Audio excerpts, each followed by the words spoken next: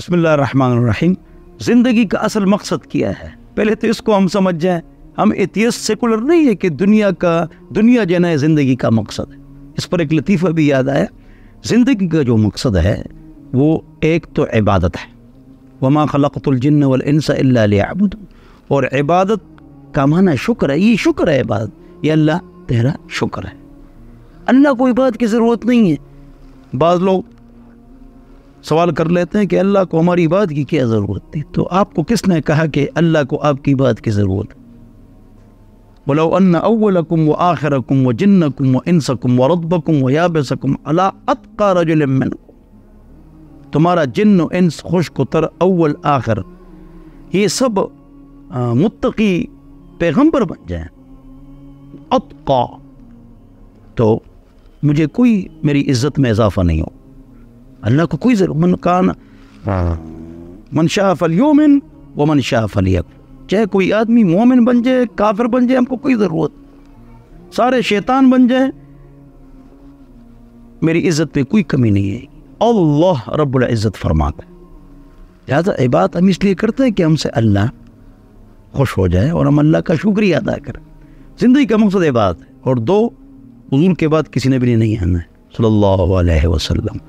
تو ہم نے دعوت دینی، لوگوں کو دین کی طرف بلانا ہے۔ یہ کسی خاص جماعت اور افراد کا کام نہیں ہے۔ جس نے کلمہ پڑھا لا الہ الا اللہ محمد الرسول اللہ، اس کی ذمہ داری ہے کہ وہ دعوت کا کام کرے۔ قل هذه سبیلی، یہ میرا راستہ ہے، کیا؟ ادعو الی اللہ، میں لوگوں کو اللہ کی طرف بلاتا ہوں، علی بصیرت، دلیل کے ساتھ، ریفرنس کے ساتھ، حجت کے ساتھ، یقین کے ساتھ، ول پاور کے ساتھ۔ میرا بھی کام ہے لوگوں کو دین کی طرف بلانا ہو۔ من اتبعنی، جس نے مجھے میرا کلمہ پڑھا ہے، جو میں لے کر آیا ہوں وہی کلمہ، تو اس کی بھی ذمہ داری ہے کہ وہ دعوت تبلیغ کا کام کرے، لوگوں کو دین کی طرف بلائے۔ تو عبادت و دعوت یہ ہمارا مقصد ہے، ہماری زندگی ہے۔ دنیا ہماری ضرورت ہے، ضرورت کو مقصد نہ بناؤ، مقصد کو ضرورت نہ بناؤ۔ گویا کہ یہ جو انگوٹھا ہے یہ آخرت ہے، یہ دنیا ہے۔ ہاتھ ایسے ہوگا پرسکون ہوگا۔ اگر آپ ایسا ہاتھ رکھیں گے مستقل تو آپ کو کتنی تکلیف ہو۔ اس لیے آج ہم کو تکلیف ہے کہ ہم نے آخرت کو نیچے رکھ لیا ہے، مقصد کو نیچے رکھ لیا ہے، دعوت و عبادت کو نیچے رکھ لیا، دنیا کو اوپر رکھ لیا، تو ہم پریشان۔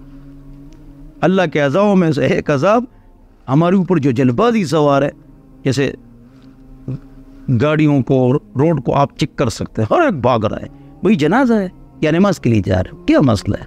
بس بھاگ رہے، نماز میں نہیں۔